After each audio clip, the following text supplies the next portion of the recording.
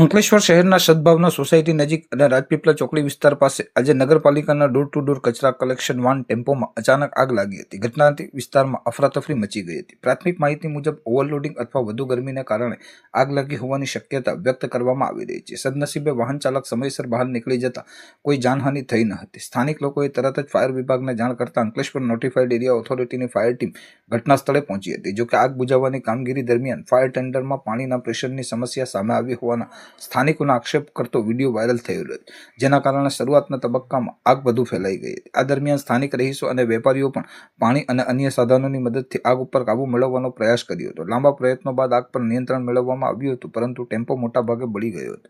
આ ઘટનાએ નગરપાલિકા અને ફાયર સેફ્ટી વ્યવસ્થાની તૈયારી પર ગંભીર સવાલો ઊભા કર્યા છે. સ્થાનિકોમાં ચર્ચા છે કે જો નાની આગની ઘટના પણ પૂરતું પાણીનું દબાણ ન મળે તો ઔદ્યોગિક કે રહેણાંક આગ સમયે સ્થિતિ કેવી રીતે સંભાળશે.